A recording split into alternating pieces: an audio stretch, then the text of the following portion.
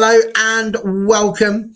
It's all Stu's just disappeared. He's telling us someone he's a bit busy at the minute. He'll be back in just there. Hey guys, he is. Apologies. He was just blowing his nose or something. That's what usually happens. No, it's all good. Welcome. It's all United. We are back again. We are live in colour, in glorious Technicolor, which might not be a good thing. It's not in HD, I don't think, so that's probably good news. We have got loads to talk about today. We've got kind of having a think. It's a bit of a lull, isn't it? We've had the FA Cup, and now we've just got like a rest, nothing until we reach the end of the month. So we thought, what could we possibly talk about? And, I was just having a little think as I was driving home today, and I thought, you know what? I kind of want to get into the chat about the managers. And I don't mean in a, let's get rid of Ten Hag and we want to have a big old argument about that sort of thing. It's not that. But I kind of want to look back. It's been a long time now. We've had lots of managers. We started off at David Moyes. We've got a couple of interim managers in there. We've got Van Gaal, we've got Mourinho, we've got Rangnick was there. Solskjaer, of course.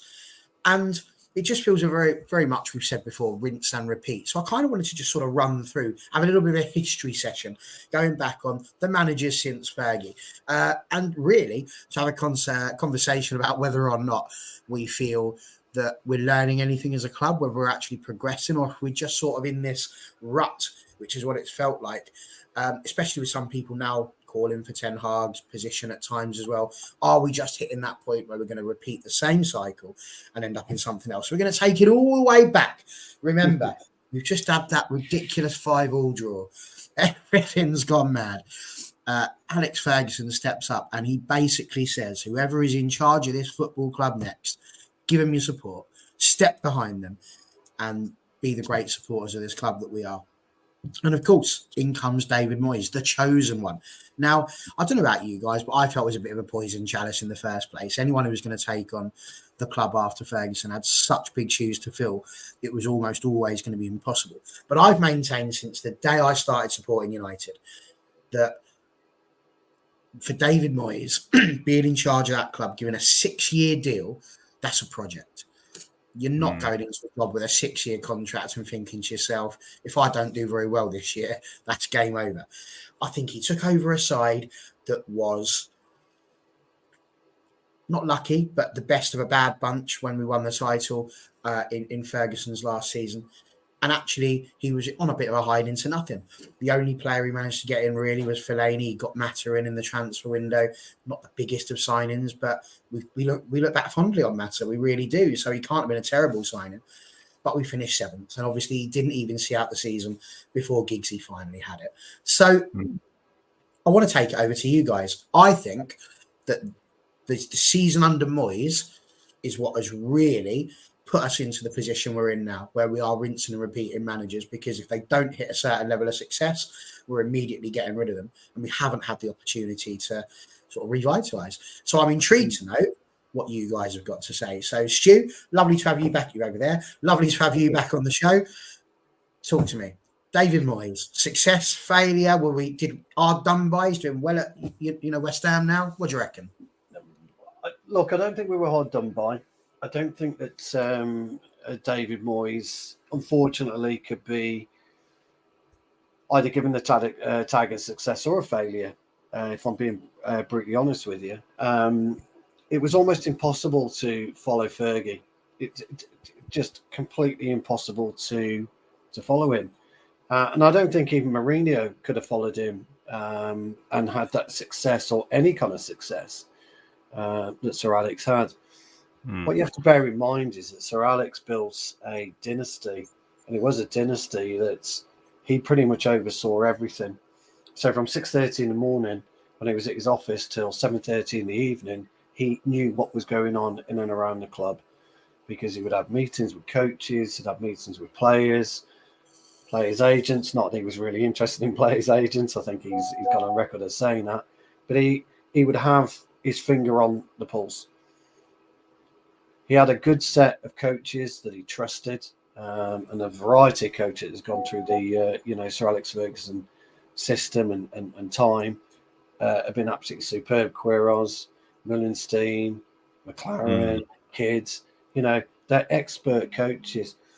Being an expert coach, a revered coach, doesn't necessarily translate to management, as it's been shown in, further career choices by all of those, apart from Kidd. Kidd never took the step up.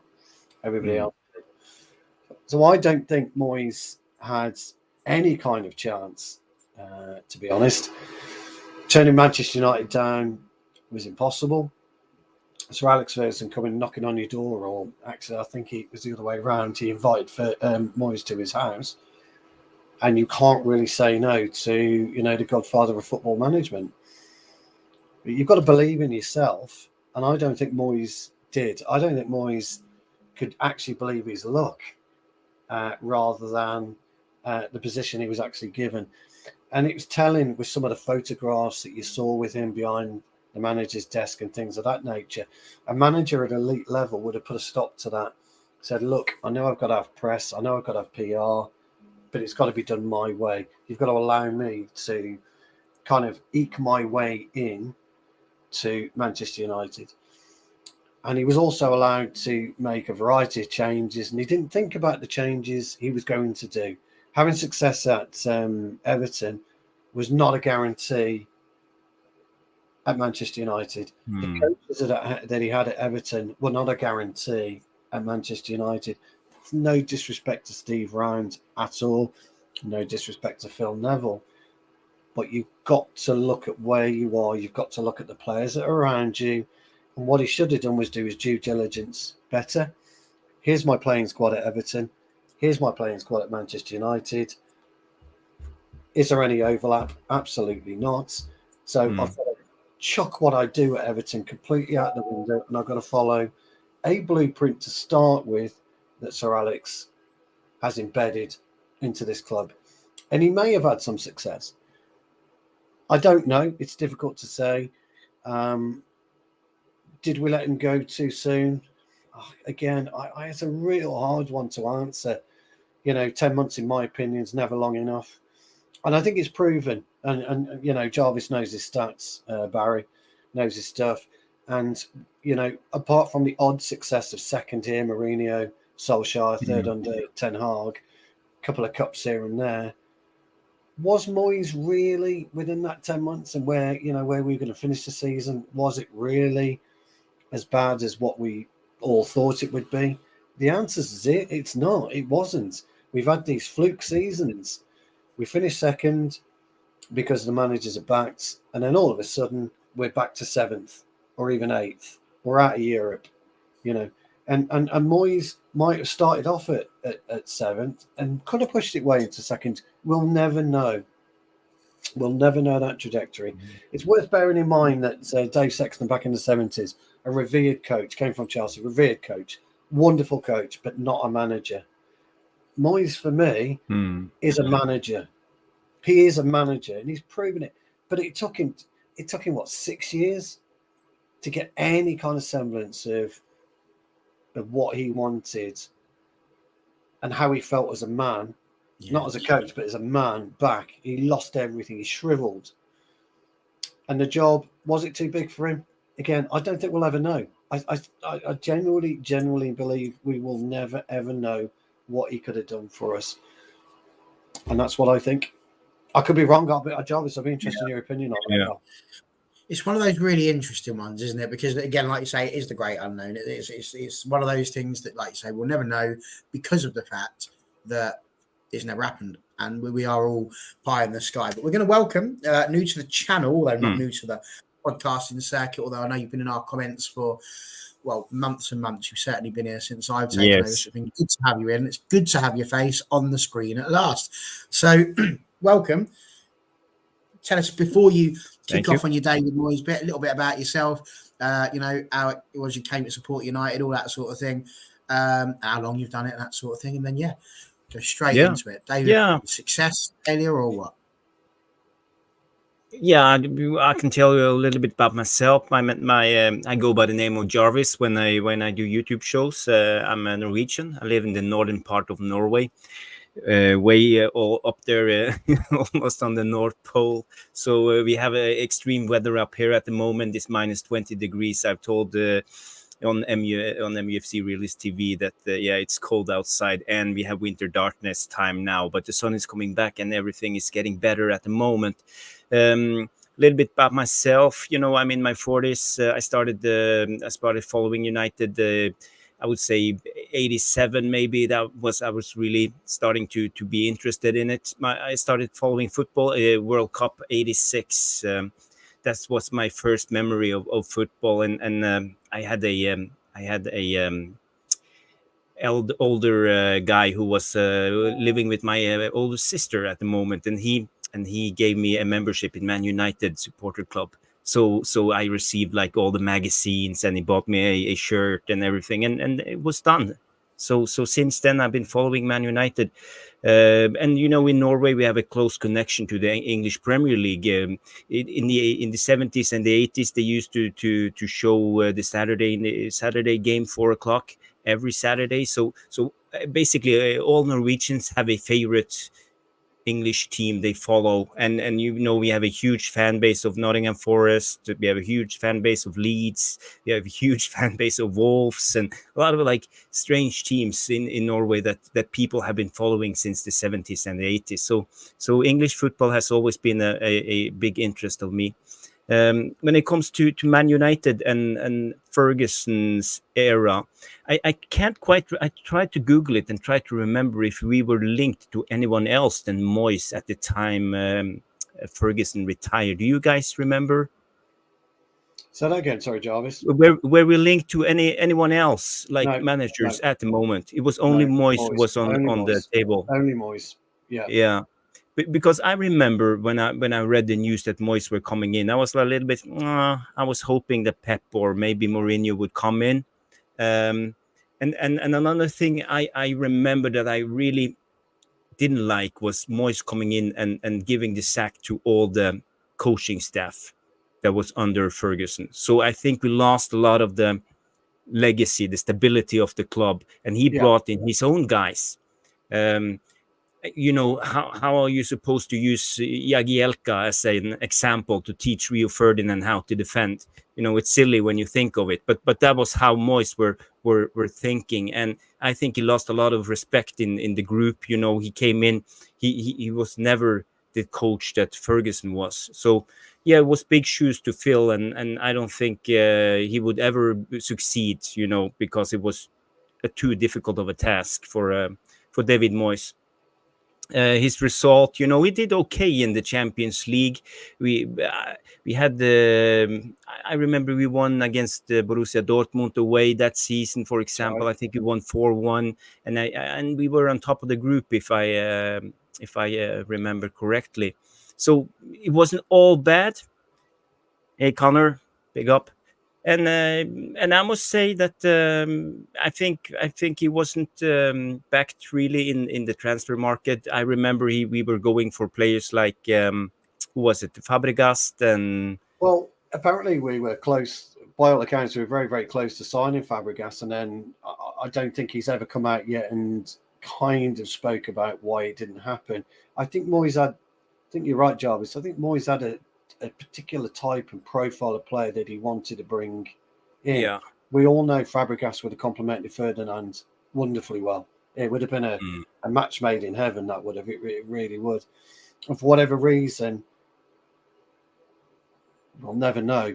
But we all know now, don't we, further down the line? We know now, but by then, Stu, I think, maybe Moyes was misled by the Glazers. Maybe he thought they could do better business. We had a fresh Ed Woodward coming in.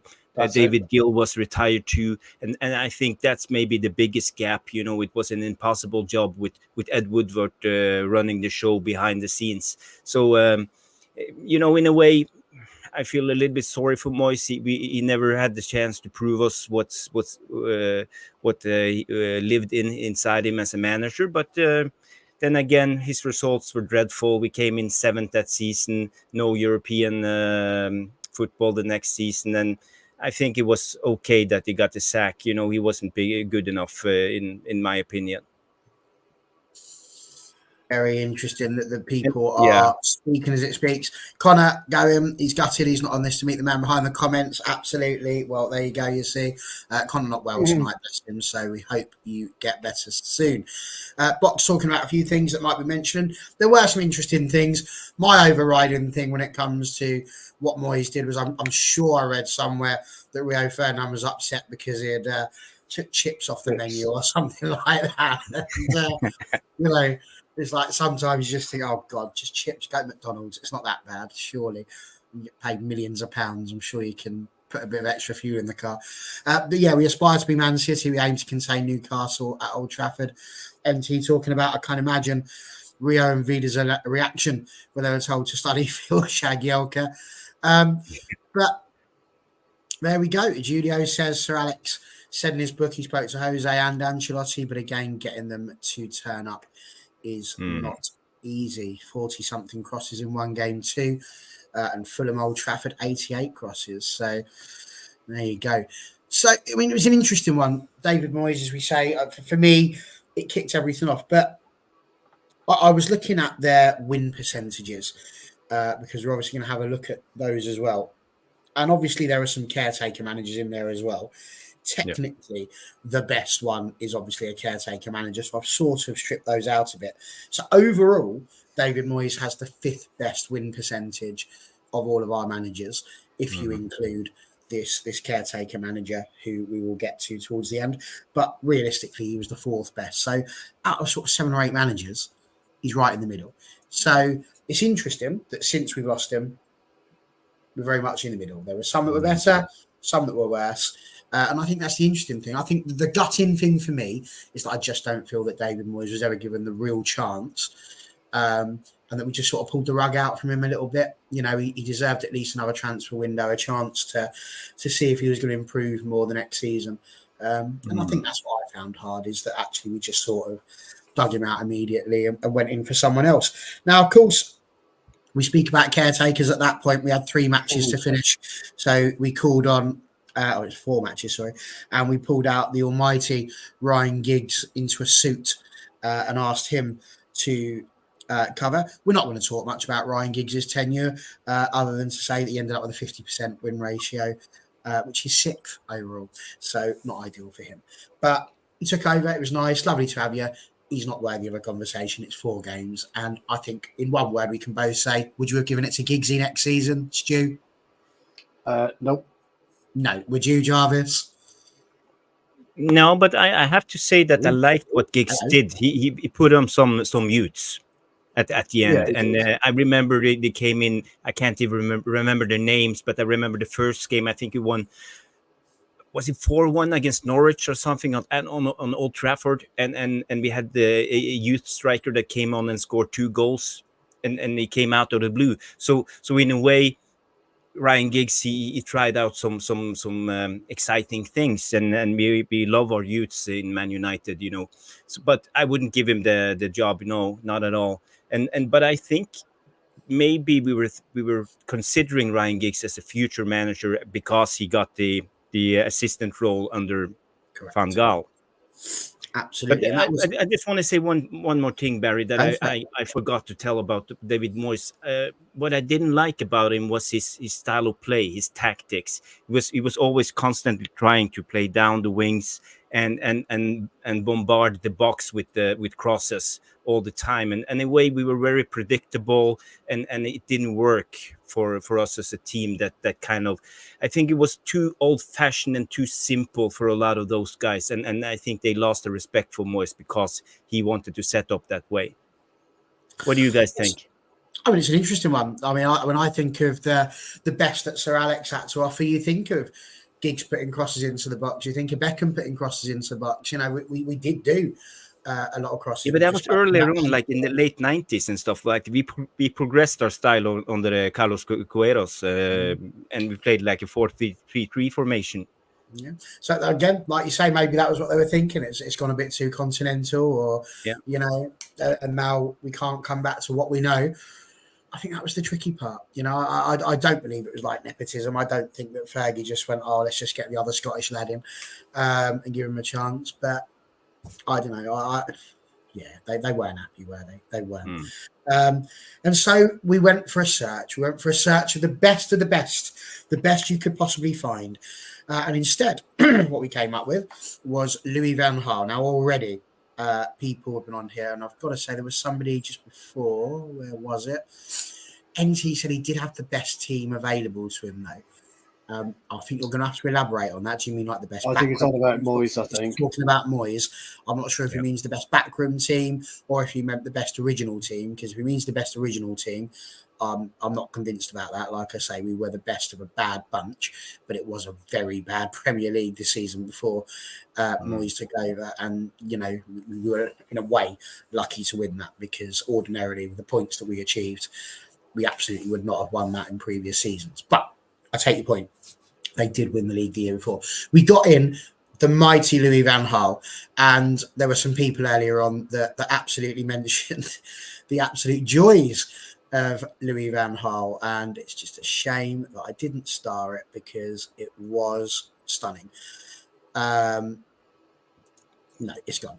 But we were talking about how he fell over in the dugouts, the fact that he had Mike Smalling, the singing that he would do outside when he was signing autographs.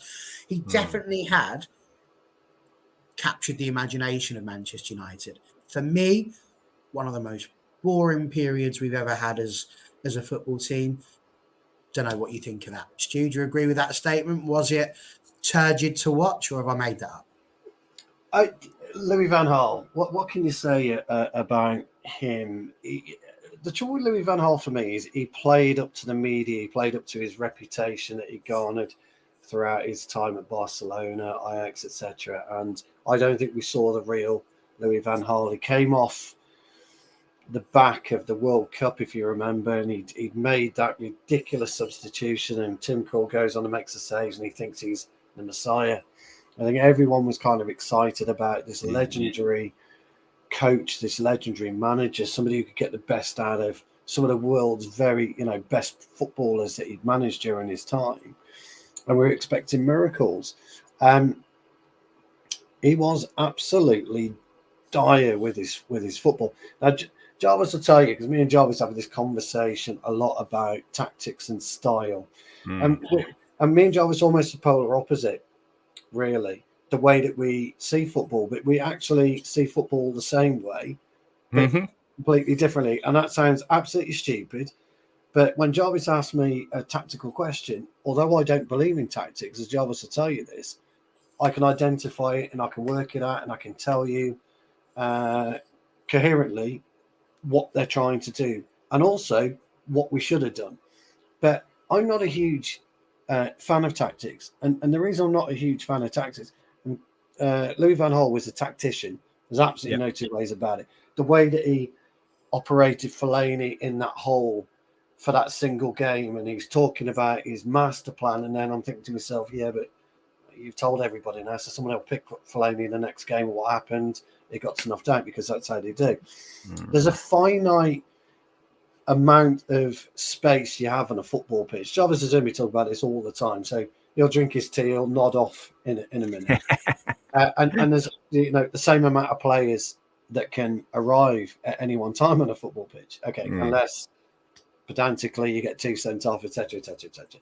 But for the sake of argument, where Louis van Gaal for me fell down was he didn't use Manchester United's strengths. He used what he felt was his strengths as a coach, but he didn't use the players' strengths. And we've had this a lot, and I talk about this a lot. I talk about player responsibility a lot. And when I talk about systems, Barry, I talk about tactics. And even Jarvis at the very beginning was skeptical of my opinion until I explained to him that if you play a 4-3-3, hypothetically, Baz, you only ever sit in a 4-3-3 when you're defending. And chances are you'll actually sit in a 4-5-1. You never attack in a 4-3-3. Look at our goals as an example against Tottenham. We had 2 in the box. So we didn't attack as a 3. We don't defend correctly as a unit. And that's because of evolution in a football match. everything in a football match, the way that a football match ends up is all about evolution. So by the time that first whistle is blown to the time that the final whistle is blown, everything has changed from the tactics board that you're talking about on a Thursday evening or Thursday afternoon when you're naming the team to the time you cross that white line. It all changes. And the best teams, the elite teams, they find a way of overcoming adversity. And under Van Gaal, we couldn't, in my humble opinion, because I don't think he knew, and this is such a strange thing to say, but I don't think he knew Manchester United's players. I don't think he knew what they could do, and he definitely didn't know what they couldn't do, because we couldn't do half of what he was probably asking them to do. And then you've got all the histrionics that go alongside it. And Elio's right, by the way. You know, his press conferences, Mike Smalling, Louis Van Gaal's, you know, Red and White Army. Oh, you're on. And when he, you know, threw himself to the floor like a petulant child. Nobody's interested in that. You know, I look back at it now and I cringe. And I have nothing to do with it. And I cringe because I don't see that as a Manchester United manager. I want somebody to come in, and I know we'll talk about this at the end, Barry, but I want somebody to come in that understands the history of our club, understands the trajectory of our club, right from our humble beginnings to where we are today, understand what it takes to manage a club of our size. And you would think, and I know Jarvis will agree with me on this, you would think Louis Van Gaal would have understood that because of managing Barcelona, managing Ajax, managing, you know, the Netherlands national team. 3 big jobs there, 3 massive jobs. Bayern Munich. Didn't he manage Bayern Munich? Bayern Munich. Yeah. I mean, Bayern Munich, big club, but, you know, those 3 in particular, for him, for Louis Van Gaal, that's the Triple Crown. It's the Triple Crown, isn't it? You know, not many Dutch managers have done that and achieved what he did. He was superb in his early years. In his later years, he became a drag. He became boring. And that kind of went onto the players. I don't think the players bought into him. I don't think the players understood him half the time. You remember when he was doing the award ceremony, he was pissed up on wine, wasn't he? And he's, you know, just dicking about on stage, you know. It's not what we as a club should be aspiring to. So for me, it was the wrong appointment. For me,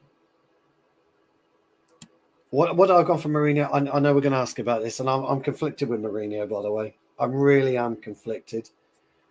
I think I'll leave it at there. I mean, Jarvis, correct me if I'm wrong. I mean, come in, pal. But that's I think you are touching on a lot of stuff, but you know, I see it differently. You know, I do. Always. But I agree in a way what you're saying. The football was boring. Was 0-0, 0-0, 0-0, 0-0, 0-0, and 1-0 maybe, and we lost 1-0, and so on. But I must say he was. I liked Van Gaal. You know, he said some things to stir it up. I think he tries to push the players, try to challenge them to think outside the box, to be differently. You know, I remember when he was saying, "I like my players to be horny," you know, and stuff like that, horny players, horny football, horny players. Yeah, he was talking a lot of things, and as you said, I think they couldn't quite understand him and what his direction was. But in a way, I also liked, because he played in a system. He had the style. We were actually good on distributing the ball, you know, and recycling the ball, but it was too much of it. Yeah, and I remember he got the best out of the Daley Blind, playing as a left center back with his left foot. He was actually very good on progressing the ball. But we lacked sting. We lacked sting going up front. We couldn't score goals, and now I think a lot of Man United fans couldn't accept that, because we were used to attack from the Fergie days. So it was never going to work. But I believe if we have kept Ten Hag and given him a couple of more seasons, better signings, I think he actually would have succeeded, because I think he's one of those type of managers who can actually succeed. But he was very unlucky. We had a lot of injuries in key players. Robin van Persie was always injured. Carrick was always injured. He had to talk on a lot of youngsters, and not the most talented youngsters. It was like Tyler Blackett and Cameron Borthwick-Jackson. It was difficult for him, and we barely had any players left at some time. But no one spoke about that at the moment, as we do now with Ten Hag and the injuries. We used that as an excuse, but it was never an excuse for Van Gaal with all his injuries. So for me, I think out of the 5 managers, I believe that Van Gaal is the one that we should have given time, and I'm pretty sure that we would have succeeded with him by the wheel for a couple of more seasons. Again, very interesting because NT here has pretty much agreed with you. He says he's maybe the only manager we didn't give enough time to really see what he could do. Felt like we sacked him while he was lifting the FA Cup was also not a good look. I can remember that. Obviously, Jesse Lingard just scored the goal against Crystal Palace. Yeah. And I was walking off to a birthday party and I'm just like, well, I don't care that he's won it. For me, my eyes are the most important thing. I love a project. I love all those sort of things. That's not a problem. But I need to enjoy what I'm watching. And I watched it under Louis van Gaal, and I'm just like, this isn't the Man United that I've grown up the last 20 odd years watching. We're not attacking. Everything's just defence first. I really did find it difficult watching that. But as we say, loads of debuts. Obviously, I'm fairly certain it was him that gave Rashford his debut as well, which was just absolutely unreal. But we have to talk about this point that Connor's made because it's true. And I was just running through this when he's written it down. The signings that Van Gaal made, when you look at them, there were 14 of them, one of which doesn't count because obviously he never got his work permanent, Savic, so he had no chance of actually coming. But the names that he signed, Angel Di Maria, should have been an absolute delight. His attitude and everything went wrong and that, but Angel Di Maria as a signing was a top-class name at the time. We were all excited about what he could have potentially done. Obviously brought in Schneiderlin and Schweinsteiger. Victor Valdez was another one. But Falcao, when you say that as a name, you think, what a legend. It's just a shame it was right at the end of his career. Darmian was one. Memphis Depay, we know that although he's flopped a bit with us, he's gone away and is doing really well in his career again now. Marcus Rojo, who was a superb defender, really. He had the right attitude, even if he didn't necessarily have the quality that we were perhaps looking for. Daley Blind was another one. He was buying these players who had a really hard-working attitude. Players that if we go back and look at the squad now, players with the sort of attitude that you'd need would be willing to go. Quick question, Barry. But do you think Van Gaal signed these players, or was it Ed Woodward who signed a lot of these players? Yeah. Out of this, we see here from Connor. How was it 50-50 or was Van Gaal in charge of the signings? I'd love to know. I wish I knew which managers had charge of which. It's the same with the women's side. I would be fascinated to know who's signing who. It'd be like a really good game show. You think about Through the Keyhole. I'd love to play that game for transfers. Who made the signing? And we could all work it out. Because I don't think Di Maria was a Van Gaal signing, to be honest. I think that was a big name signing, and the same with Falcao. I don't believe any of those two signings were Van Gaal's. Daley Blind, that was 100% sure Van Gaal, but to finish his list, he also had Sergio Romero, who I think is one of the best number 2s we've had in this club in the last 15 to 20 years. Luke Shaw, who Tony will tell you is the only world-class player that Manchester United currently have right now. Ander Herrera, who we all still love because he was a hard-working midfielder. Amazing. And then Anthony Martial. And that was a Woodward signing, Martial. He started brilliantly. It's very much gone down a slide now, but some great players there. So that's interesting. I think when we look at some of the records of signings of managers post that, not so great. But actually, Van Gaal, he did seem to have a few there that were looking. Yeah, and we can say he was actually backed by the board. He got a lot of signings. Yeah, I think so. So there we go. Just a few comments to throw out there. So his win percentage, though, was actually 52.43%, which is half a percentage point off of David Moyes, the person who obviously he replaced. So suppose you're in that sort of situation. He was not quite at the level. He was still doing what Moisey was doing. So as a result of that, he obviously had to move on. And so he did. And then, of course, the board decided to carry on down that same route. We're going to go for the big managers now. You know, we've done the domestic with David Moyes. We tried getting in a continental manager like Louis van Gaal, who's had the experience. It's time. It's time for the one that everybody said they didn't want, because he just comes in, does a couple of seasons, mucks up the club, and then just walks away, leaving carnage in his wake like the Joker in the Batman films. And in he came, Jose Mourinho. And to be fair to him, he walked in, he was respectful, he cared about the history, he cared about trying to make sure he came across the right way. And I think a lot of that was due to the respect that he had for Alex Ferguson and all they were doing through their rivalry. And he comes in with, of everybody, of all of the managers, with the second highest win percentage of any manager post Sir Alex. He did well. He won a lot. You know, he won a couple of things, which was great. But I actually wanted to fall asleep. Like, again, having had Van Gaal, having had Mourinho, I found that to be the toughest 4 years of my life supporting Manchester United, because it just felt like the team I'd watched growing up were just gone. And all of a sudden now I was just watching the ball playing around the defence and then maybe going forward, then coming back again. And it was just like, at some point, can somebody please, I'm seeing the pass, like just give the ball to the guy up for, no, okay, we'll just sit here and watch it go back again. It was honestly horrific, but effective, because, you know, he was the only other manager other than Ole Gunnar Solskjaer, of course, to finish second in the league. So, Stu, Jose Mourinho, you're conflicted. Yeah, I am. Look, hey, Stu. Let's see if we can. I hated him at Chelsea. I hated him at Porto. Did I like him at Manchester United? That's where I am conflicted, because I think in typical Jose Mourinho style, as Connor says, he got us going for the first 2 years.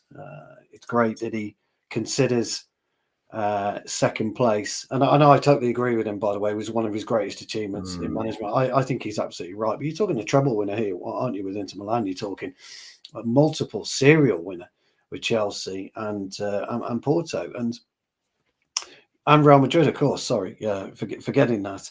And you know, he kind of resurrected Roma, you know, to an extent, post Totti and Daniele De Rossi.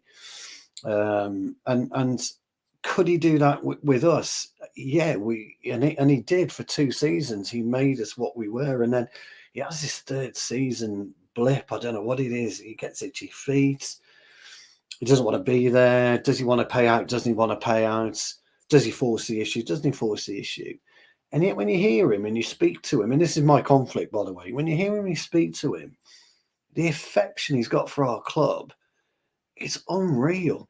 When he would crawl back to Manchester United, absolutely crawl back. He believes he's got unfinished business with us. Would he crawl back to Chelsea? I don't think so. I think it presented itself, an opportunity presented itself. I don't think he would. I don't think he holds that same affinity with Real Madrid. He doesn't hold the same affinity to Inter Milan. He would have you hear that he would, but he doesn't. And there's something spiritual within him that is dragging him. It's like Star Wars tractor beam type thing. Yeah. Star Wars, it's Star Wars tractor beam type thing. It's just pulling and pulling and pulling, and he can't seem to get Manchester United out of his system. Who knows what he's thinking now? I bet he's trying to tap up Ineos or the Glazers. But would I want him back? Here's, and that's my conflict with him. In football, if you hate somebody, it's because they're great. I can't abide Rodri. What a player. Fucking hate him. De Bruyne, can't abide him. What a footballer. There are players that I just hate. Jarvis knows this because I talk about it. I fucking hate Rodri. I hate him. but he's so good at what he does. And we had those players, Herrera at the time, you know, and I know Van Gaal bought him, but Herrera, fans used to hate him. I loved it when he spat on the City bench. I love that. You know, that's just me. You know, people who watch and know what I'm like. I like that.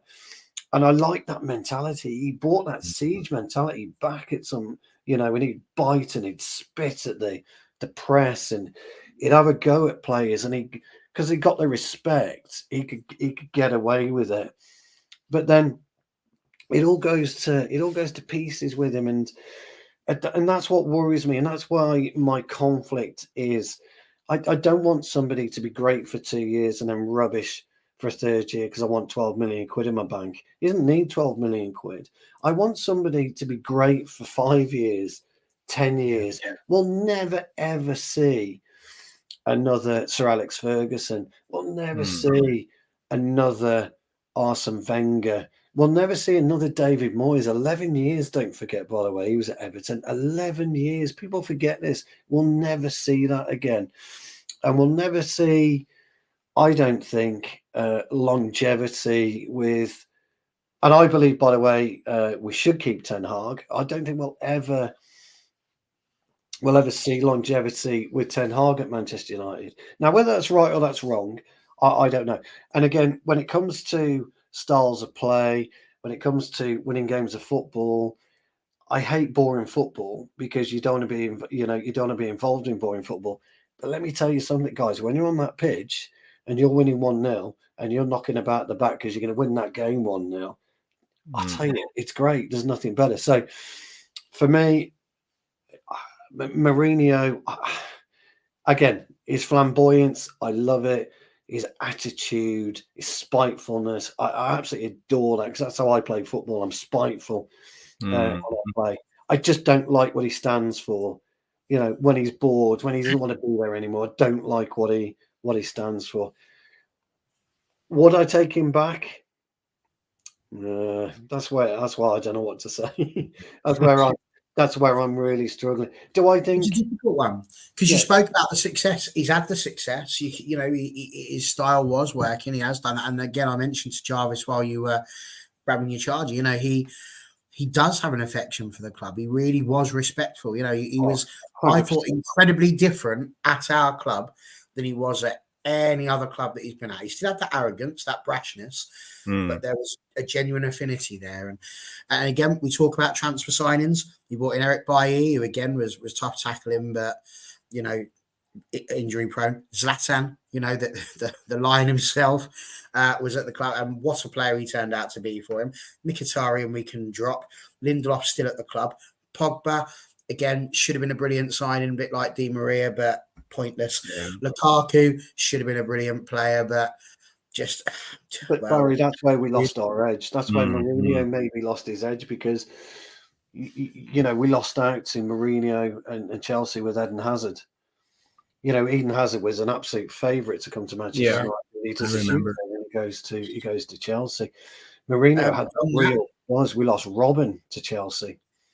You know, and look what Robin did for Chelsea. He went on to be even better at Bayern Munich. We lost these. And then instead, we buy from Chelsea, Nemanja Matic.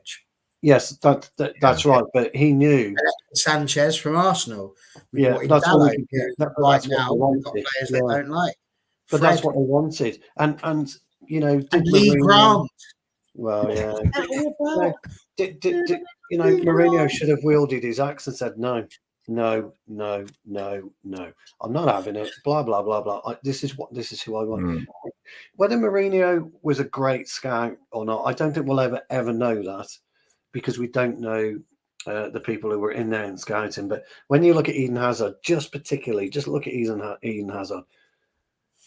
Fergie was waxing lyrical about him constantly, talking about this player all the time. We were linked with him, we were pushing him.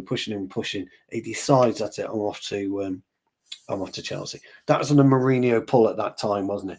Even over Fergie, that was a Mourinho pull. We've not had that since. We just don't get this pull anymore. I thought Ten Hag was bringing it back. but I don't know what's happening. I don't think Ten Hag is particularly buying all these players or particularly going for these players. I can't imagine Ten Hag would say, I want Anthony at 25 million or whatever, and then Manchester United go out and pay 80 million. I just don't buy that story. I don't buy it. It doesn't make sense to me. What, because you just cut your losses and say no. I mean, but Jarvis, you're a business owner. You run a very successful shop, car parts store in Norway, and people are offering you the latest product, but the market value is this, and they're and you buy it at double the market value. Why on earth would you do that? Yeah. That's a good point. And when it comes to Ten Hag, I try to defend him a little bit when it comes to these transfers, because he wanted Anthony at the beginning. He did. But we got to remember the circumstances. We lost the 2 games. He was desperate. It was the last chance to sign. He needed the right winger. Maybe he just said, F it, I'll take him. So maybe he was on board.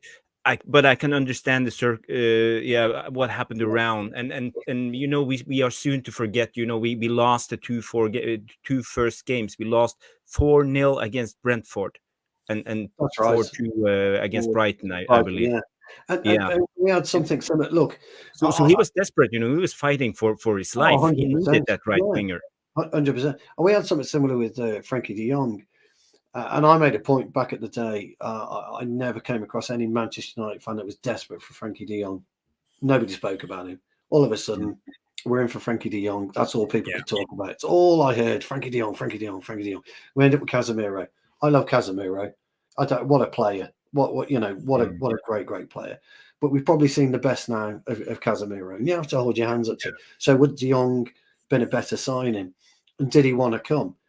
Probably not. I mean, this is a manager who knew de Jong, and we're letting it play out. We're letting it play out. And we get Casemiro. It was too of a difficult deal to be done. It was too much money, and Barcelona didn't want to pay him, and Man United couldn't pay him, and the agents, and I think there's about 30 million personal deficit, wasn't it? Deferred wages, 13 or 14 million euros of deferred wages, but. I guess what my point is Barry and Jarvis, and again, me and Jarvis have spoken about this. When you look at Moyes to today, what the fuck has changed? Nothing's changed. And the whole time period of failures at board level and failures at senior level, nothing's changed. Manchester United and Sir Alex Ferguson and David Gill got it wrong. It should have been Fergie 1 year, Gill the next. Gill should have been on for a further 12 months or 2 years or something should have happened. I agree, Stu, but we remember all what happened. Fergie was supposed to retire. That's right. He was supposed to retire a couple of seasons before he retired. So I don't know what happened. We will never know what really happened. But I think they planned it differently. But it just happened. They probably did. Jarvis, I agree with you, mate. I think they did. But then something's got to give, hasn't it? Something has to give. I'm not talking about a dream team, but just look at Arsenal, Dean and Wenger. Yeah. Look how long it took them to reconstruct themselves.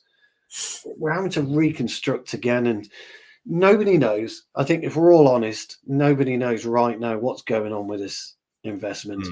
There's a variety of stories that come out over 24 hours. I know you covered them on MUFC Realist TV, didn't you, yesterday? There's a variety of stories that are coming out. Nobody seems to know now what's going on.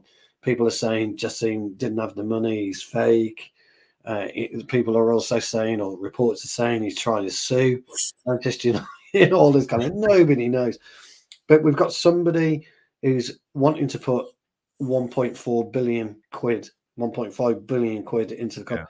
And I know he hasn't ratified it, etc., but we're still no further down the line. To this day, today, right now, what is the difference between when Moyes took over to right today? Nothing. Well, that is the question, Stu. Sorry. This question, it's the question after the question coming. And we're speaking about signings. We've got a new signing to bring in. He's been patiently waiting. Yes. In the hope that he could get on. He's been downing drinks and all sorts and swearing through the camera. I can see it all down there whilst you can't. But yes, that's right. Big Johnny Commode is finally graced with his presence. You've missed like 45 minutes of it, John. So I haven't actually. I've actually got most of it because I had it on the phone in the car when I was listening. So I've listened to much of the show. In fairness, so yeah, good to hear. But we've made it up to Ole Gunnar Solskjaer. Now, I am one of Ole Gunnar Solskjaer's biggest, staunchest fans. I love the guy. I will never not love the guy. I've got his pillow just there. Not his pillow. I haven't stolen it. I didn't travel all the way to Norway and steal it. But a pillow with him on, like, genuinely big fan of Solskjaer. And when you get to the nuts and bolts of it, he's got the third best management record after Jose Mourinho. Now, it's tricky when it comes to Solskjaer because I said Van Gaal, Mourinho, at this point, the football's drab and dire. I'm not enjoying it. I'm hitting a point where actually I can quite happily go and do something else and just get the result off the internet. I'm not fussed about watching the match. Why would I want to pay all that money for it just to watch the ball being passed around the defence? And then Ollie comes in. And you talk about, Stu, wanting someone who understands the club. You talk about wanting someone who understands the history and what it's all about. And if there's somebody who's going to get that, it was Ole Gunnar Solskjaer. And he came in. He understood the history. He understood the fans. He understood everything there was to go with it. He knew he had to do things the right way. He tried to stick up for his players. And each year there was a progression. 4th, 3rd, 2nd, to the point we think we're going to go and win the league. Well, some of us did. I definitely said, yeah, that's it. Look, 4-3-2. What's the next one? 1. It's got to be.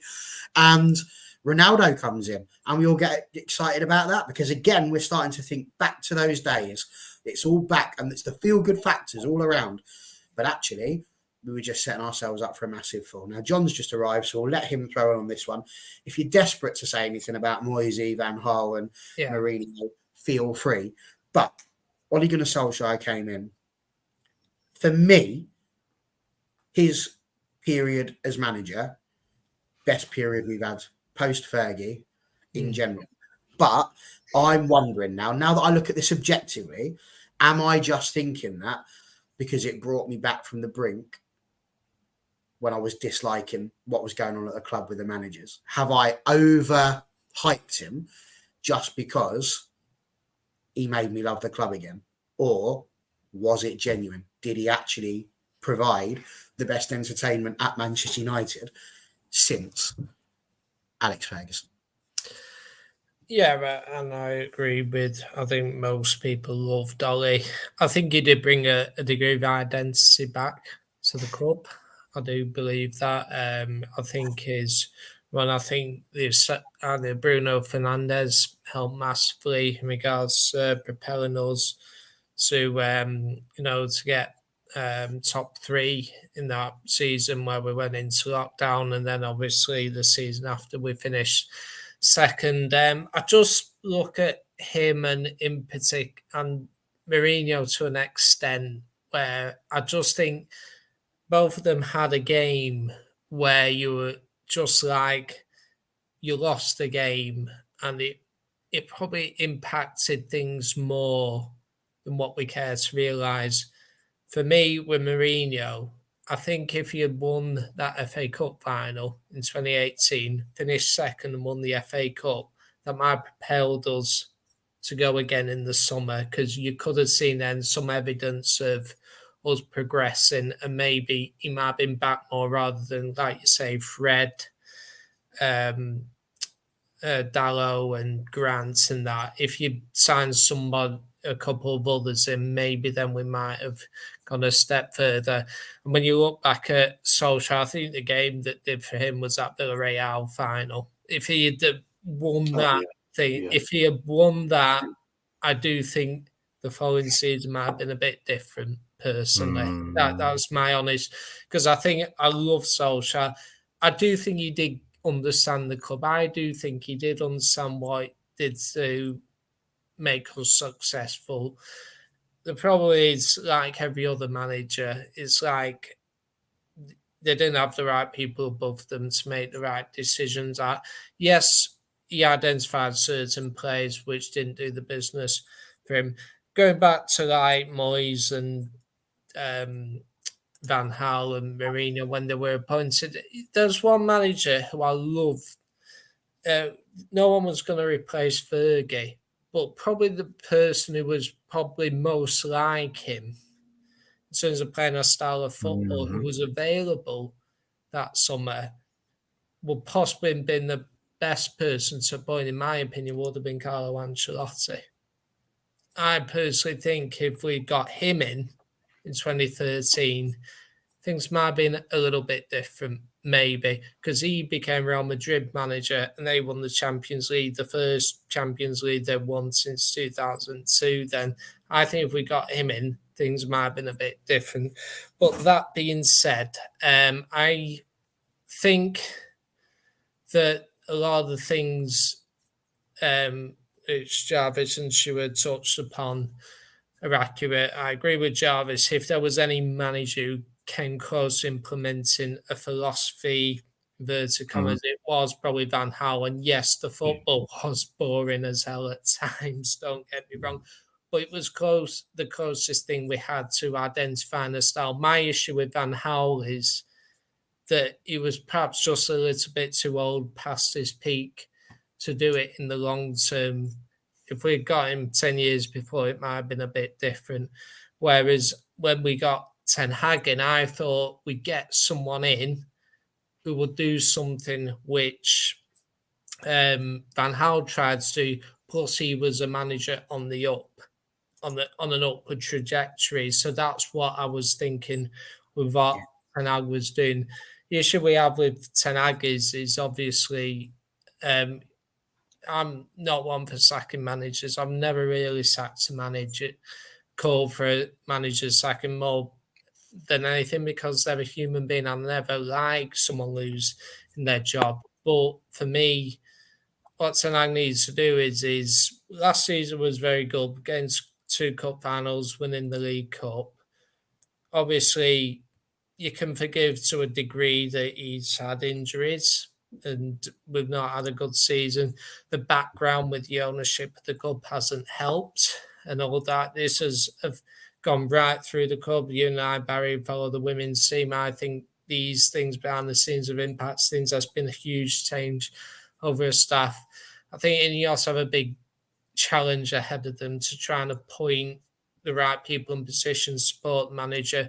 The big issue you have is apparently in Ten Hag's contract, he's got a huge say over players coming in. He's got a veto, which any manager should have, but how much influence does he have on signings? Because he's bought a lot of Dutch players, a lot of the players, there's big question marks over like Onana, Anthony, players like that. You got to get the right people in position to allow you to be successful. The question is, will Ten Hag, while he should have a right to veto, i.e. he shouldn't have a player brought in which he's strongly against. However, Ten Hag should allow the right people in position, if they have that role, to find the right players to play his system. The problem we have is with Ten Hag is that the style of play is still a bit of a question mark, and it's still not great. We've seen it that on the social, we did have some big results under him, scoring 5+ goals in the game. We haven't had that with Ten Hag. We didn't have it much under Moyes, Van Gaal, Mourinho. We did under social, but we haven't under Ten Hag. We have consistently won games 2 or 3-0, particularly last season. However, we need to start seeing progress over the next couple of months, because if there's not an upturn in form in the next 6 to 8 weeks or so, they might look at that and think he's not the right man. Ineos will identify whether he is the right man, and I think there's big challenges. I would like him to keep his job, but we all know there's going to be a big changeover, and it will take, I reckon, at least 3 to 4 years before we're serious, and I mean serious, contenders for the big trophies. Well, there you go. So we can lose John now. We don't need him anymore. He's answered every question that I had. I'm joking. Sorry. So there we go. He's done the next question as well. So it'll just be between you two now. But again, Jarvis, we'll pop to you on this one. Signings wise, Tellez, Van der Beek, Pelistri, Nathan Bishop, Tom Heaton, Daniel James, Ahmad, Sancho, Cavani, Wan-Bissaka, Fernandez, Harry Maguire. We talk about Harry Maguire, but let's not forget we're talking about somebody's put, I think it was Julio, put about his issue basically being that we didn't put the right team out in Gdansk, and that was his big problem. There we go. It was that one there.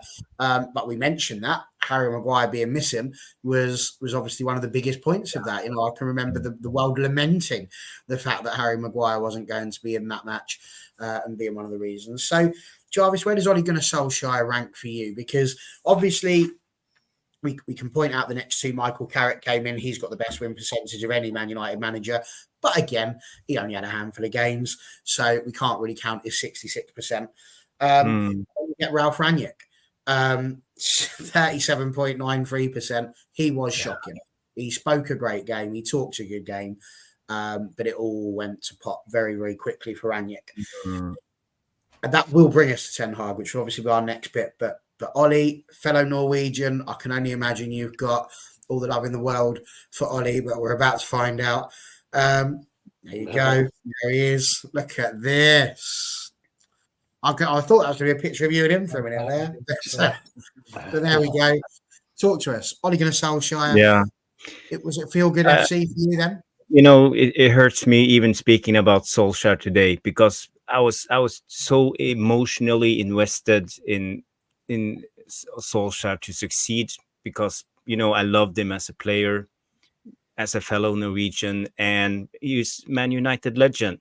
So for me, I was shattered when he was got the sack in Man United, and I was a little bit angry because I thought the fan base and the British press, and also a lot of people in Britain, misunderstood Solskjaer. They couldn't understand what he was trying to do.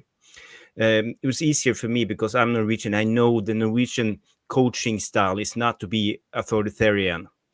It's about the team. He was always talking about the group, you know, the Carrick, McKenna, and pushed them forward. And I think it's hard when you are used to a more of a authoritarian to be the strong guy, and he wasn't. But he was trusting the team around him to do the job. So I don't think he was very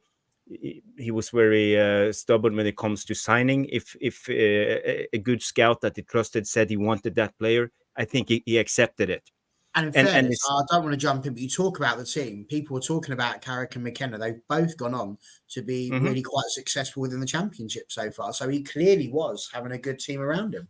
Yeah. And I think a lot of the British press and a lot of the fan base turned on Solskjaer. They were biased against him. They called him a PA teacher, tactically inept, all of these. And they just threw the words out there again and again until it's stuck on the wall. It's like you see, I would say Trump, when he talks about the crooked Hillary, he can say it 100 times and suddenly everybody calls her crooked Hillary. It's for me, it's almost the same. And I didn't like it. I think it was unfair against Solskjaer. And when it comes to his tactics, people got to remember, they always compare them with Alex Ferguson. But he had a lot of good Norwegian coaches. On the national team, there was one guy who was called Egil Olsen. He was the coach for Norway during all of the 90s. And I don't know if you guys know, but Norway was ranked the second best team in the world and the third best team and the fourth. We were always like top 5 during almost all of the 90s. We went unbeaten at home for, I would say, 40 to 50 games. We were winning all of the time. And he had a special tactics. And we all talked about long ball FC and kind of Wimbledon football. But he played direct football all the time. And it was about transition. So Norway was really good. And he had one coach in Molde, Åge Hareide was his name. and he's also one of the best Norwegian managers. I think you can compare him, if you should compare him, to a English legend like Brian Clough or Sir Alf Ramsey or something like that when it comes to Norwegian levels. So it wasn't all about Ferguson. It was he had a lot of inputs, and they were brilliant managers. But it came all it came back to the Norwegian style of coaching, being laid back, trusting the team around you, and not yelling, but talking and explaining. And for me, yeah, it still hurts to talk about Solskjaer, but I think he could have done much better, and he was really unlucky because of the COVID. Because we had Bruno coming in, the team was starting to we progressed really that season, and you know, if it hadn't been the COVID, we would have gone on 3 months with a lot of wins, and we could even win the Europa League, and maybe even challenge for the league. So it was just one of those, you know.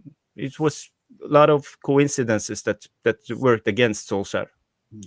I mean, Stu, so much of what Jarvis says is right there. I mean, you look at Ollie. I still remember before that brilliant game against PSG, we were saying, you know, mountains are there to be climbed. He to me had a great way in front of the camera and a great way of trying to be. And people did turn on him. You know, he was getting told off for smiling to the point where he had to go, sorry, I smiled. You know, I think people really got into his head.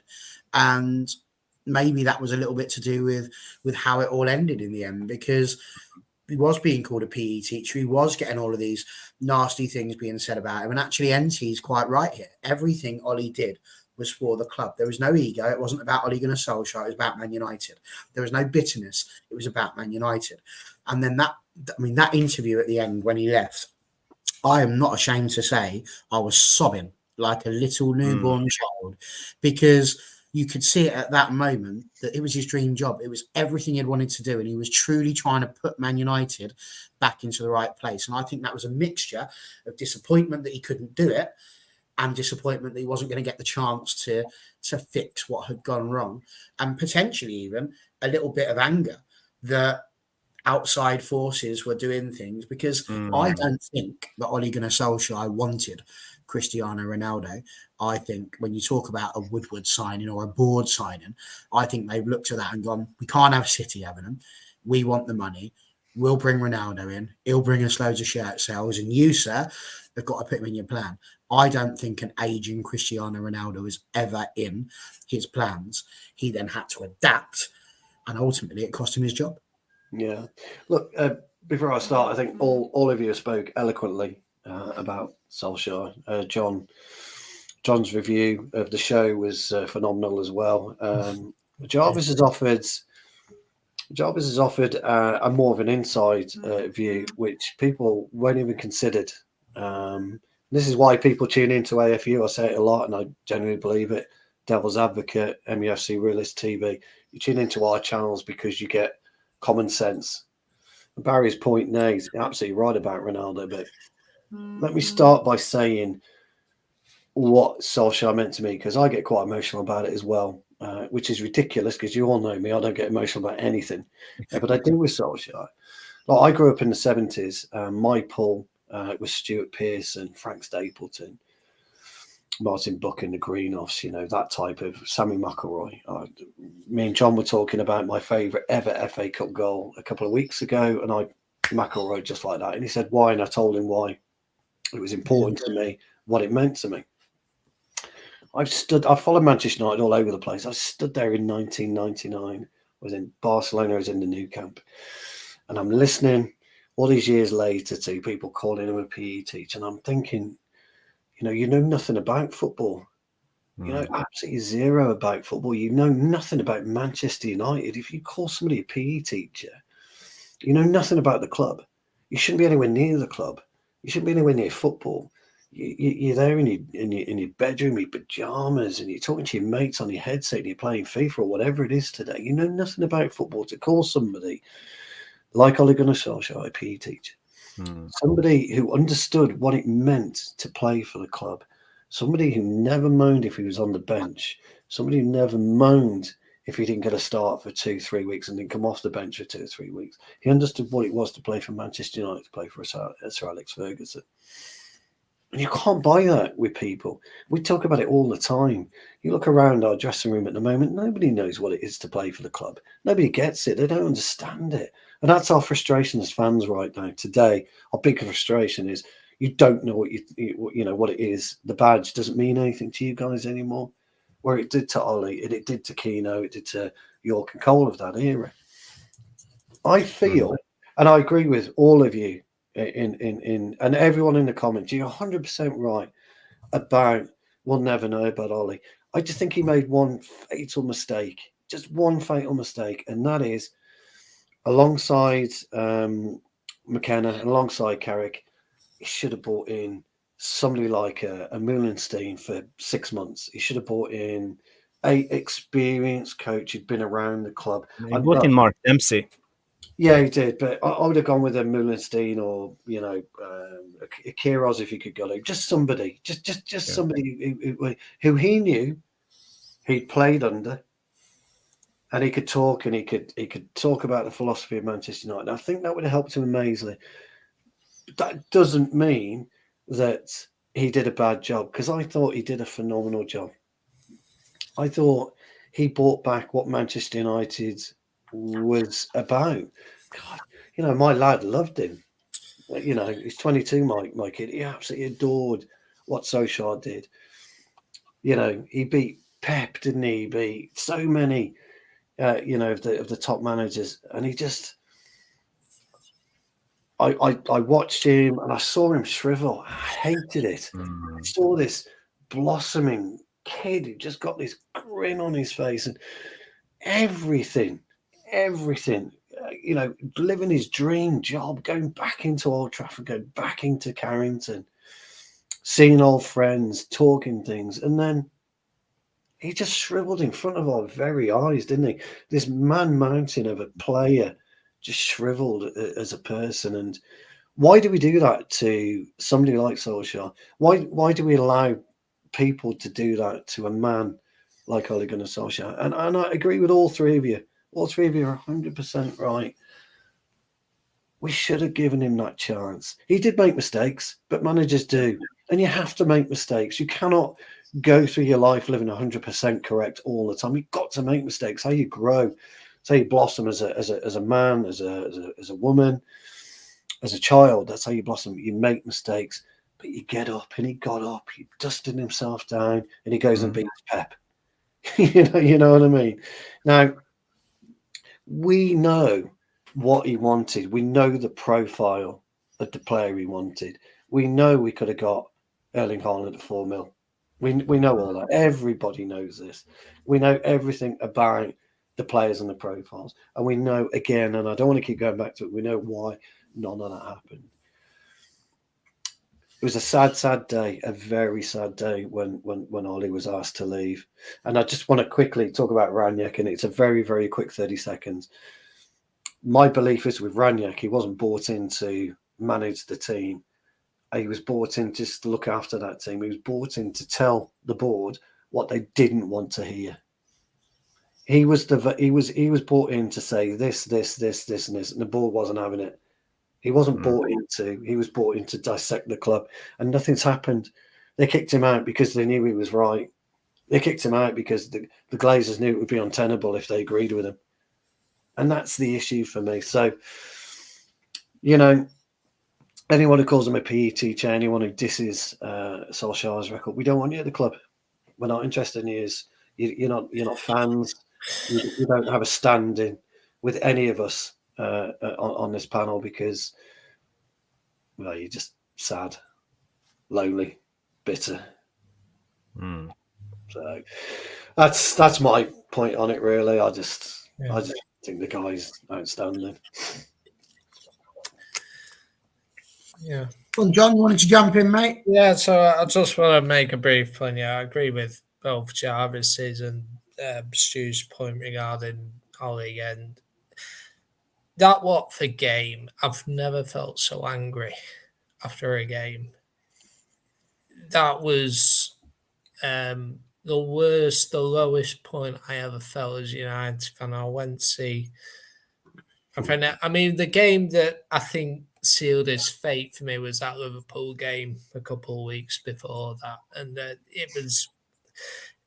I mean, not to discourage like bad illnesses, but it was like that football equivalent of someone who you love who has a bad illness, and you just want the suffering to end, kind of thing. And I think, and that's how I felt about Ollie towards the end, because I thought I love him so much. I don't want him to continue in a way because it's only going to get worse. And I felt angry with the players, and I've never really looked at the team in the same way since. Yeah. It's almost like for me, and we did rediscover our love for certain players last season, but we're rediscovering it this season as have a fundamental, almost detestment to certain players that they keep doing this. And for me, yes, some of the players have gone.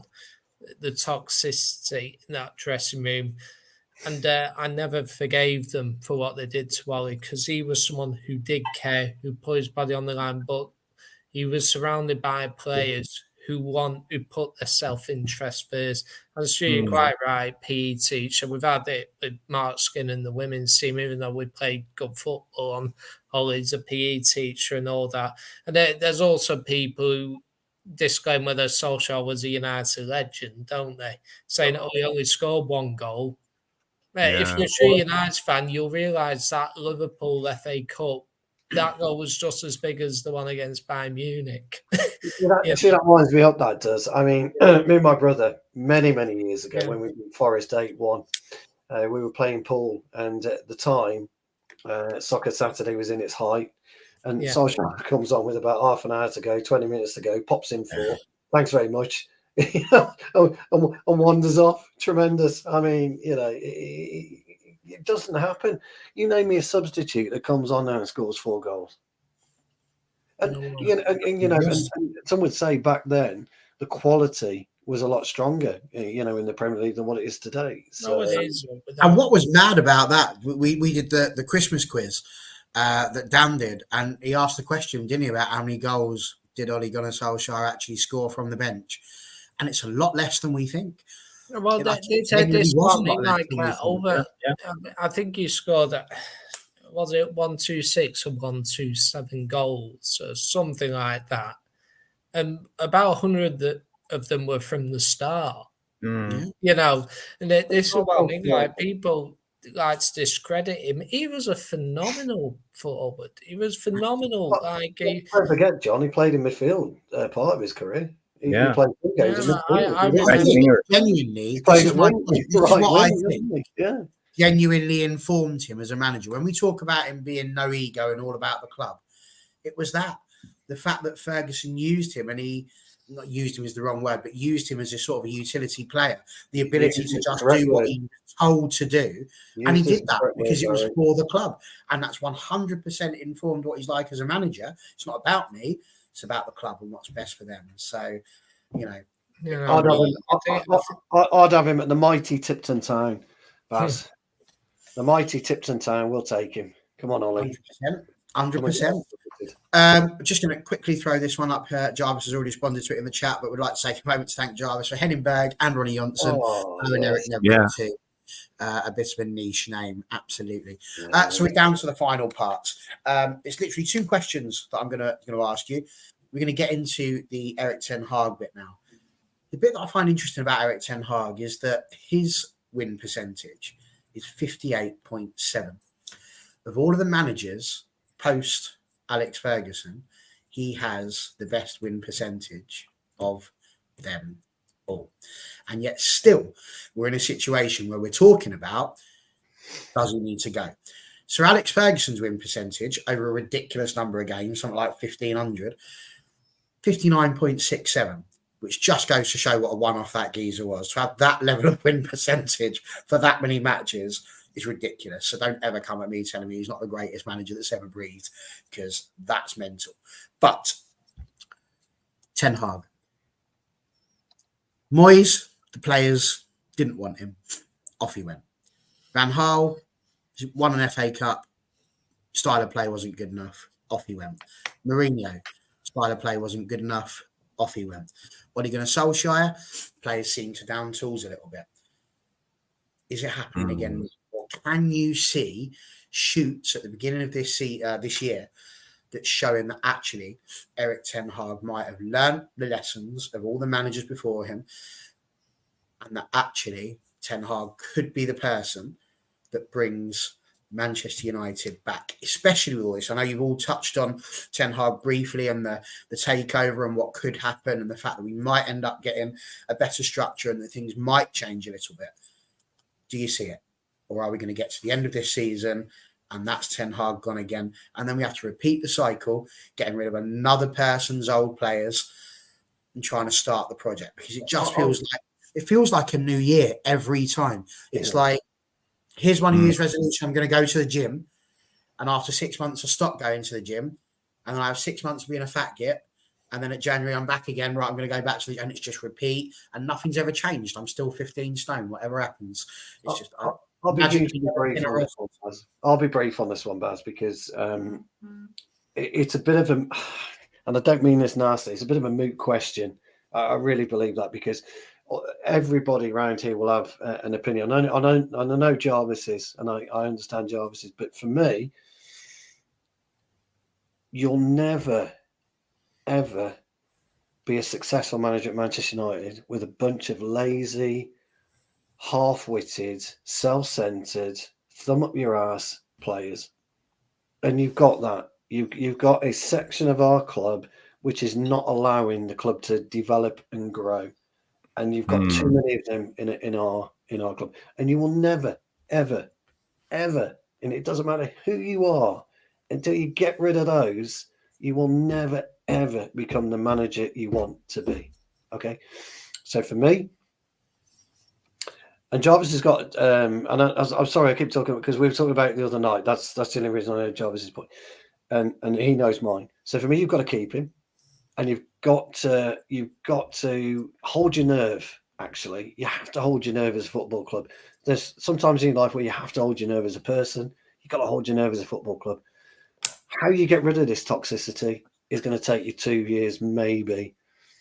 So my take on it is, I think he's probably the right man currently, right now.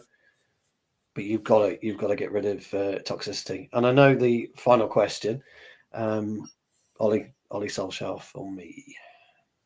Interesting. He thinks he knows the final question. He might be right. Jarvis. Yeah. You've got an opposite opinion, maybe. But what I'd like you to just throw in with that, because I think Stu makes a good point there, is he talks about the toxicity. Where is that coming from? Is it just coming from the players? Is it coming from these over-expectant fans that are calling people like Ole Gunnar Solskjaer a PE teacher, that are maybe not fully understanding the intricacies of Manchester United? Where is that coming from? And what are your thoughts on Ten Hag? Yeah, I think you're right, Barry. It's all of the above, because we have, I don't know how many, is 500 million or a billion fans who follow Man United worldwide. So, it's everything. And but we got to remember, some people just follow the results. So some of the fans don't even see the games; they just see the results and read the table. And us who are like hardcore Man United fans, we have been following these clubs for 20 years, 30 years, and still, even us, we didn't realize the problem with the Glazers until, I would say, maybe Mourinho. Then it suddenly appeared for us what's going on, and it's like sneaking in. So it's very hard to grasp what's going on in the club. Now I can see clearly. I don't have any problems. I understand that the problem is from the top. It's not Ten Hag. It's not Solskjaer. It's not Mourinho. Everything has gone down with the club because of the ownership. But that's another discussion. But when it comes to Ten Hag, I was very excited when he came in. I saw his Ajax team. I've seen a lot of games with Ajax. I liked the way he played, his tactics, his formations, what type of players he liked, and I was hoping to see something like that in Man United. But then he had this infamous his infamous press conference when he said he didn't come here to play Ajax style and Man United, and in a way he lost me a little bit. Maybe it was taken out of context, lost in translation, but we shouldn't say something like that, because all of the fan base, including myself, we were expecting him to come in and play this type of Ajax style. And I have said this, the style is very simple. You play out from the back, you keep possession, you create overloads, you play on one side, set up triangles, shift play to the other side with openings, and then try to score. It's not that hard. And he did it over and over again with Ajax. And I haven't seen this with this Man United team. I'm not sure why everything is going wrong at the moment. I think he has progressed too fast. He wants to play the Ajax style. Last season he was more progressive. He played with two sitting midfielders. This season he has gone to the single pivot, or one number 6, if you like. And I think the biggest problem I see this year is he wants to intensify the press play. But it stretches out the team too much. It's from the striker on top till the defender, the distance is too big, so it creates a big gap in the middle. It was the Italian manager, I remember his name, was it Sacchi, who was in Wentful. He made a rule when it comes to tactics. He called it the 25-meter rule. It should never be more than 25 meters from the defender to the striker. And you should work as a unit. But we clearly see that we can't do that. And for me, that's one of the biggest problems. And I've been talking about this the whole season, and it doesn't seem like Ten Hag figures out and addresses this and fix this problem. So for me, I'm starting to lose faith in the manager, because it's obvious for me what's going wrong. Everybody talks about the single number 6, but it's not the single number 6 in a way. It's the stretch of the team that's the problem, and the press play. We press too much, we take too much chances, and there's too little to gain on the press. So, yeah, I would like to give him out the season, but I will assess him when he got his players back, and maybe he can turn it around, maybe not. I mean, you're absolutely right about the stretch, Jarvis. I mean, I talk about it a lot as well, don't I? That 20 yard. There's always a 20-yard gap in and around wherever we are in the middle. And I made that point about Harry Maguire. It wasn't a weakness of Maguire. It was actually a weakness of the yardage.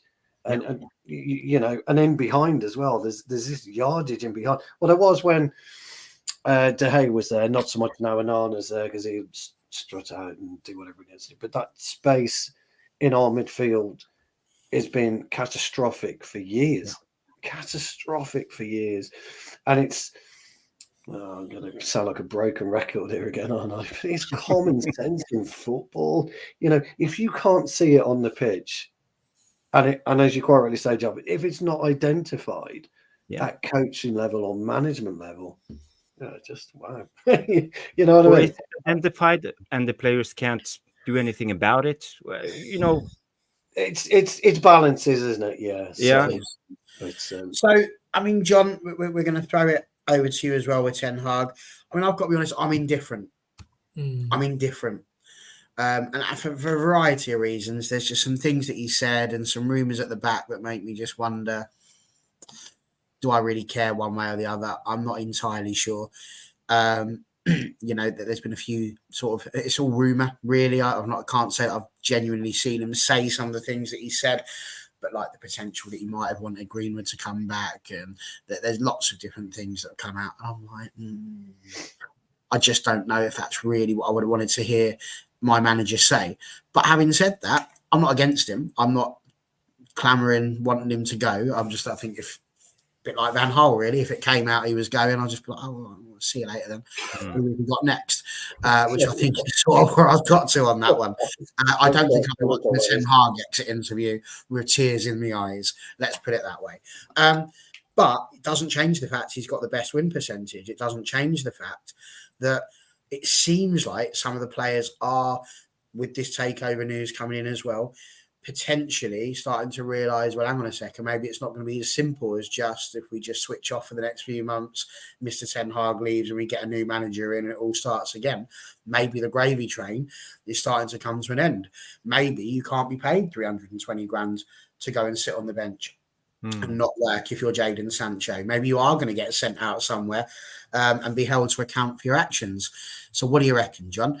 Erik Ten Hag, you sort of alluded to it a little bit, but where does he stand in managers post Fergie for you?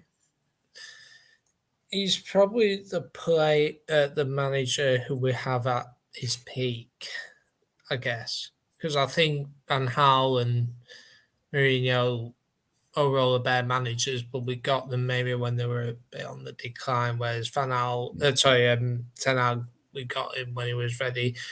Ollie, who we loved and all that, but let's be honest, would any other top team have had him? Possibly not. You know, I think Ten Hag was the one, the future coach in many ways.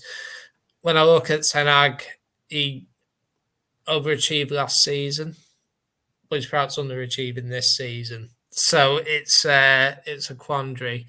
I do agree he said some remarks which are a bit baffling. And plus, we're not really seeing the style which he perhaps wants to implement. Some of the things he has said, press conference, that we've played well when we certainly haven't. Is he doing that to protect the players, or does he mean that genuinely? Who knows? I think he's on trial now, and with Ineos, and things have to improve. You can't keep losing this amount of games. You really can't. You know, whatever. Whether you're back a manager or not.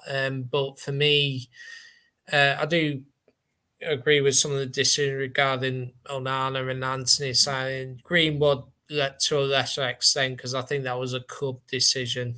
And I think it was right Arnold went because of the overhaul that was handled. So I'm not sure he had much influence in that. However, he's on trial basically between now and the end of the season. Things have to improve. We're starting to get a few players back. Abby Martinez back is a big strength. Casemiro.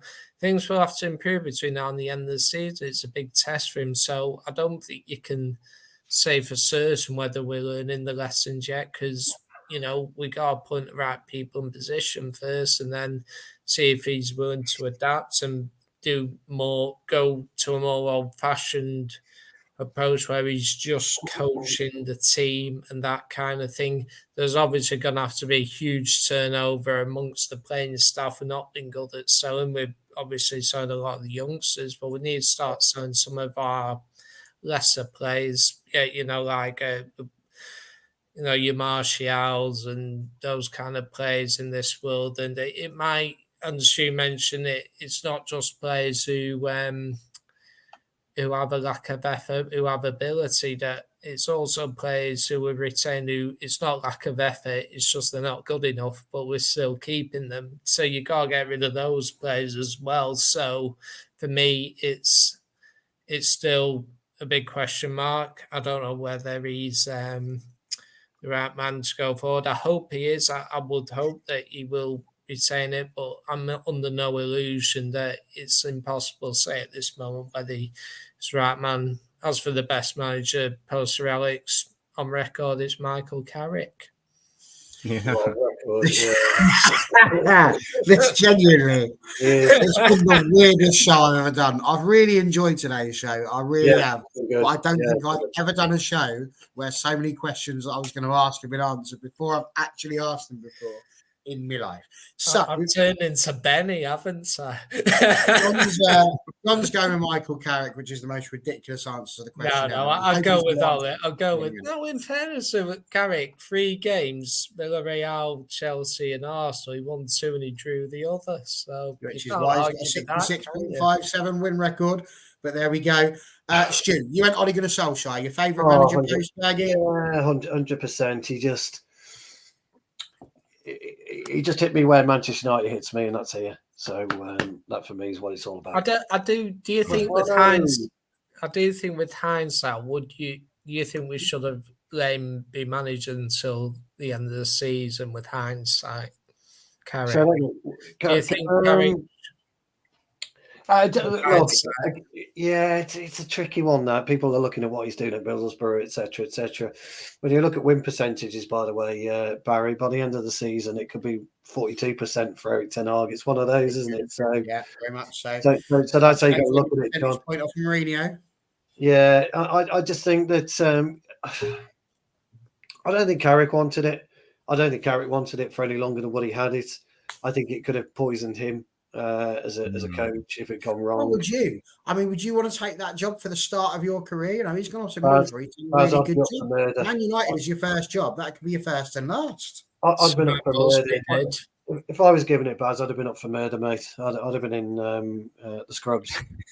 Because I wouldn't put up with the shenanigans that you get from these players. I just couldn't deal with it. I couldn't deal with it. But Ollie, for me, he hit me here. Ollie for Stu, Johnny K. For is it genuinely Michael Carrick, or are you going to be serious? No, it was Ollie. Of course, it's Ollie. So Ollie and Jarvis, I feel like it's going to be Ollie for you as well, in like an emotional sense. But then I also wonder if you've got a different answer, because I've got a funny feeling you're going to say Van Gaal.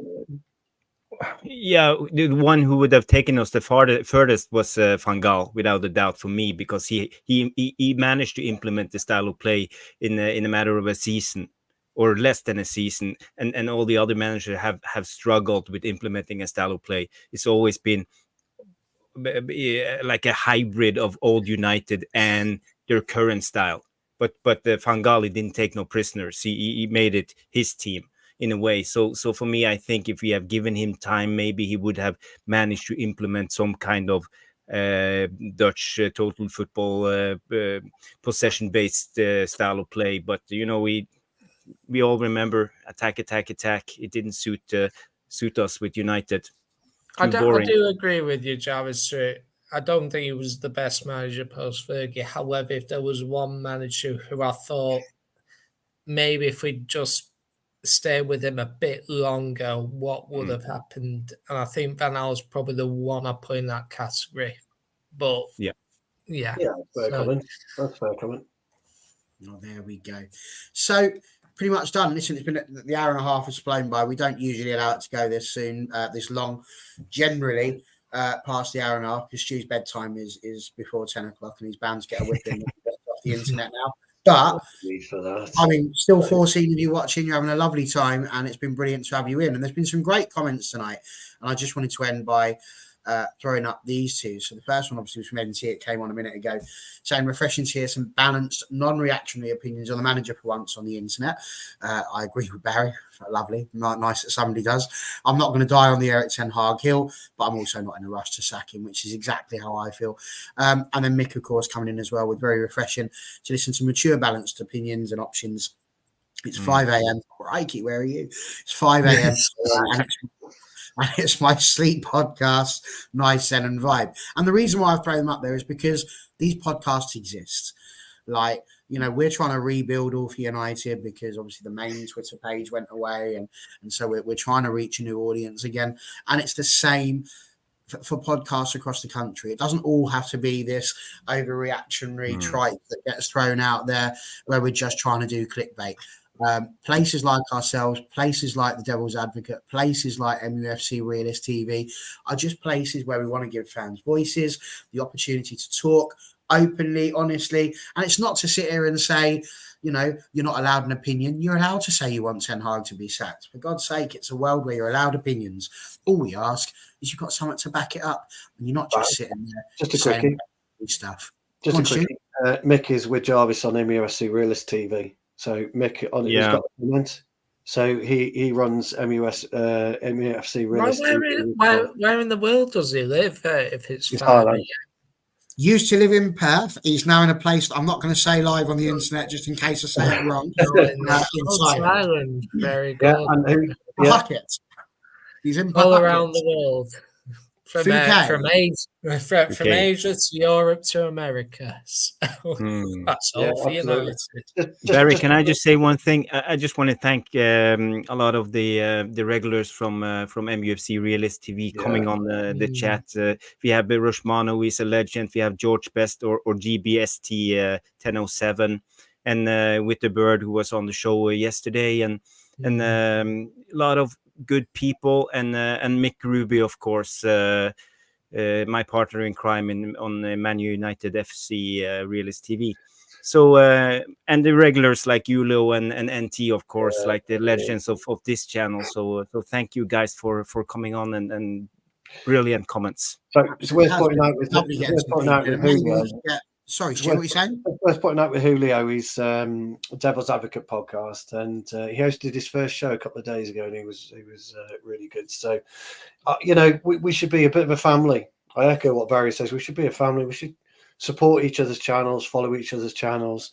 Let's help grow, a community for us all. Because you come onto AFU, Devil's Advocate, MUFC Realist TV, you're going to get hopefully the same faces and the same type of conversation that you want. We'd love you to get involved a bit more. We need as many likes as we can now because it helps the algorithm. YouTube's changed the way it moves forward. Barry's absolutely right. AFU is just trying to rebuild itself.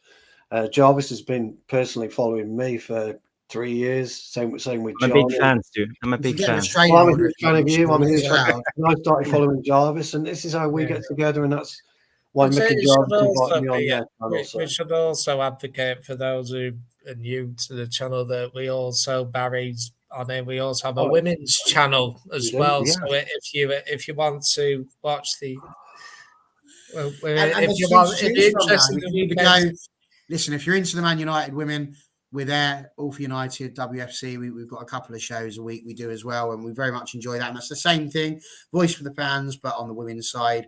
So absolutely do feel free to join us on there. Or you might fancy leaving the fan voice alone and might decide you want to try and get deeper into the women's game, which is what All for WOFO is for, All for Women's Football. It's an opportunity to get in there. We're trying to rearrange the narrative. There's no such thing as WOFO. Soccer is not a game. It doesn't exist. Whoever made that up needs shooting. And the fact that they've come up with that name when they called their own game football and then play it with their hands. I mean, John, you need to have a word. You're the closest. You're over there. Get in there, have a chat. They need to be calling that American handball because it's all gone very, very wrong.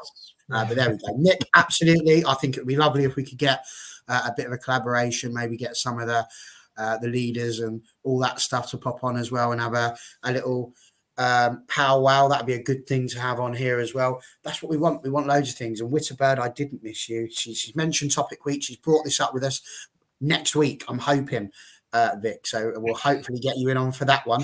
I just want to give people a chance to get their topic. But yes, so where you said it, can I come on? Certainly can.